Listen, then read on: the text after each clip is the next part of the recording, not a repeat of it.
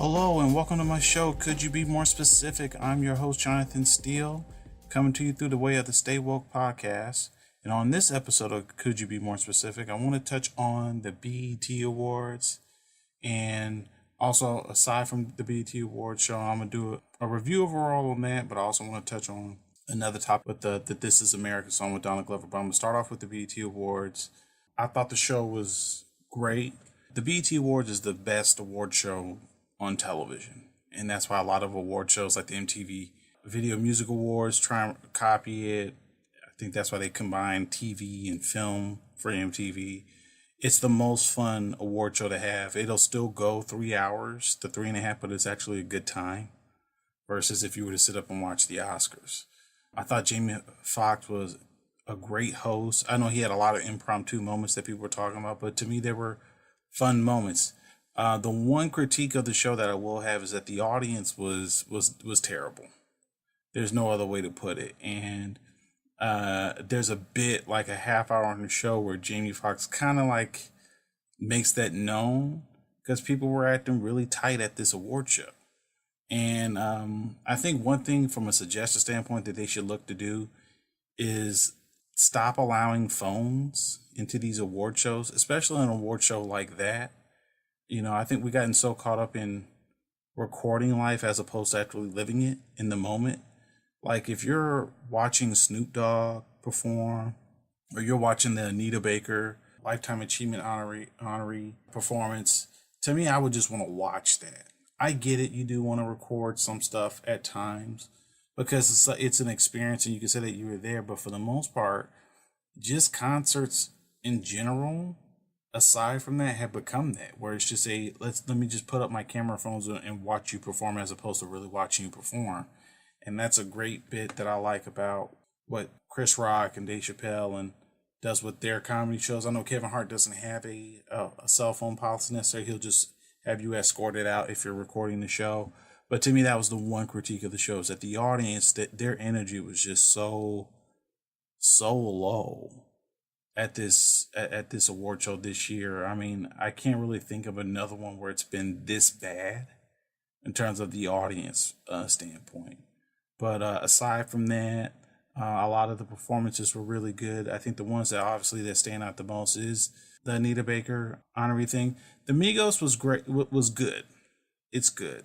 I mean, I think at any time I think listening to rap music live without a band to me is just kind of whatever. Watching them perform and watching Snoop perform was like a night and day difference on how shows get put together. And I remember watching Snoop perform and just thinking about how when Chris Rock actually was saying that performing top 5 when, rating rappers, and he said that, to him, he thought that Snoop Dogg was the greatest rap performer of all time. The way his shows were put together, the way he can go in and out of music, and just how smooth he is on stage. It's the best in hip hop, probably, period, in terms of you having a good time at his shows. Those two are some performances that kind of stood out. I like Miguel. I thought Miguel was good. J. Cole stood out. I think the one that was a really nice one, I really liked her.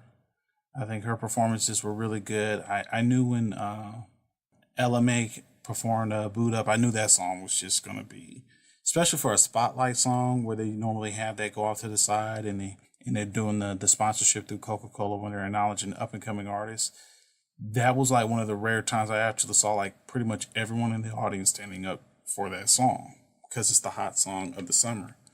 But overall, I really thought the show was great. It was nice to see Black Panther win and see Ryan Coogler get acknowledged in the way that he did, because he's the next great, filmmaker of our time, to be 31 and you got 3 films that have been this relevant and that they still talk about is an incredible achievement. Let's see. I think the Donald Glover impromptu kind of come up to sing the song. He did look genuinely surprised. So I guess that's a good moment for TV.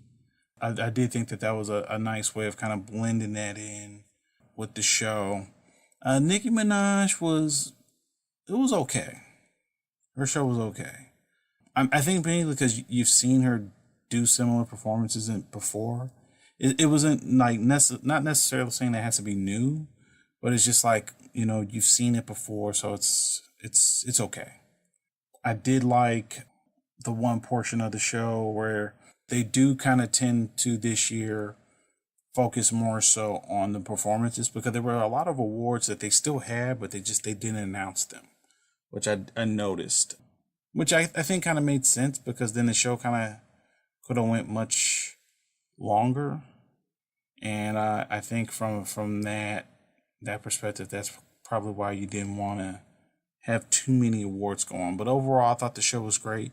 It was nice to see Deborah Lee get acknowledged, especially with the tenure that she's had with B.E.T. And like a lot of networks, they have their ups and downs, and they've been a part of doing a lot of really good things in terms of changing the way Black programming is looked at, especially in the television format world. BET's done a lot to kind of spark that. There's a lot of people who are working now today because of BET. So even though they have some shows that are hit or miss, that's a lot of networks now. I mean, everyone's trying to kind of try different things out, but I think overall the show in itself was great. And one of the more nicer moments of the show was when they did the humanitarian portion, and they acknowledged not just one specific person, but they acknowledged James Shaw Jr. They acknowledged the kid from I believe it was a Parkland that was involved, and they acknowledged the little girl who gave her speech for the march. So that was a nice little portion for them to do. I don't know if there was probably really anyone that they could have singled out from a celebrity standpoint. I guess maybe Kaepernick, because now you're 2 years in, like this isn't a moment thing that some people have where they get behind issues and then weeks after they leave it. So those are just some of my thoughts on the overall show. It was a really great award show to watch. Overall, just the audience for me just got a little, just that they were so low in terms of energy. But other than that, it was a great show. And transitioning from that, I may touch back on that in just a second, but transition from that, I know there's this record sample that's being played in comparison for the Donald Glover song, This Is America. People are talking about, did he steal the song, or did he not give credit if it sounds similar? Like, even if the song sounds similar, or should I say a lot like another song, if it cleared a sample, as long as it clears samples, it doesn't take away anything from the song. And that a lot of times is up to the producer when they're doing clearances. It's no different than when the whole thing with the clearances for Blurred Lines happened. You come out better getting the sample and paying them a fee to use the song than you would not clearing it up with them, and then they come back and they sue you for more money later on than it would have cost to actually just use the sample of the song.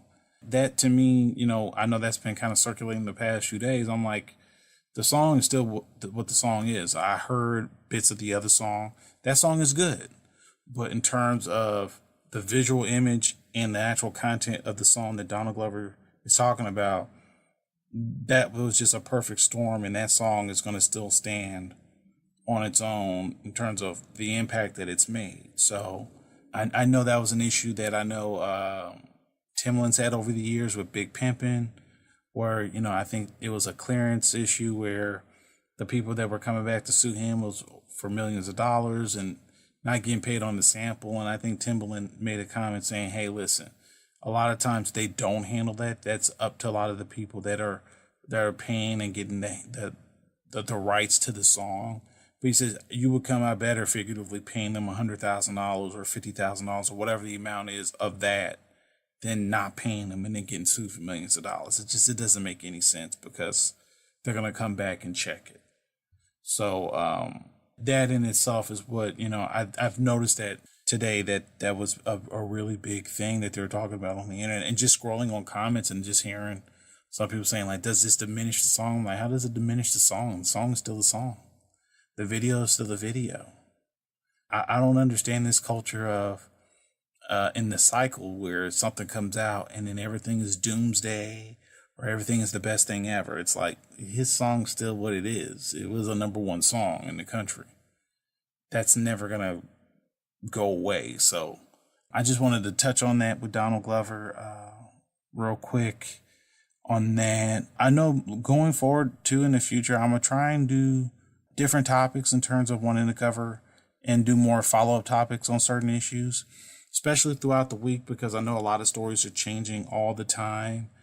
I know I saw that Terry Crews testified today in Washington, and I know a lot of people have been talking about Dianne Feinstein, who's a representative from California, about why he didn't use his physicality in that situation. And it kind of goes to the whole victim shaming thing, is that people are looking at the fact because he's a big guy that constitutes well, he should have defended himself. And I know 50 kind of brought that up, and Terry Crews handled that very well with, saying, hey, he loves 50, he listens to him when he works out. And, 50, I think, took it down, but showed the clip of Will Smith popping the guy. In that context, that's a reporter with Will on a red carpet. He's at a party, Terry Crews, with his wife at a big Hollywood function with other agents and stuff like that there. It's not media necessarily that was all around at that time. It's pretty much an industry party. And the fact that guy felt that confident walking up and doing that to him shows you that it's a power thing. So I just wanted to kind of do a follow-up and touch up on Terry Crews with that.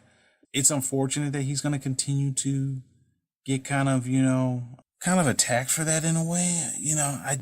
I look at him and I feel like, he's getting kind of boxed into a damned if you do, damned if you don't situation. What he says is so completely true. If he punched him at that party, he's arrested for assault.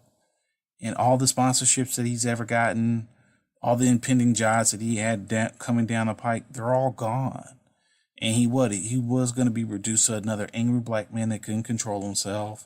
And the same people that are attacking him now would have been like, hey, man, you got to be the bigger person. You can't let people mess with your money. But then when you start saying that, it's like, well, where's the line with that? Whenever you hear people say that, it's like, well, it's easy for you to say you're not in that position. So that's just some of the things I just wanted to he's been on my mind lately, especially in regards to this, because I do think he is probably outside of some of the women that have kind of come forward and early on in regards to the Me Too movement, whether it was Angelina Jolie or just hearing some members like Asia Argento. I know Annabella Sciorra spoke out, and I know Rose McGowan as well. I think he's probably one of the most important figures, is because him and Anthony Rapp let you know that this isn't a gender issue. This is a power issue. So those are just some of my thoughts that I had on some of those topics. I want to thank everyone that's been listening to this podcast. I'm really enjoying the content that I'm doing, and I'm looking forward to continuing to do more, and that we're going to continue to grow. So definitely like, share, and follow this pod. Continue to spread this around. My name is Jonathan Steele. Thank you for listening to Could You Be More Specific? I'm going to be doing more of these shows in the future, and I hope you guys have a good one.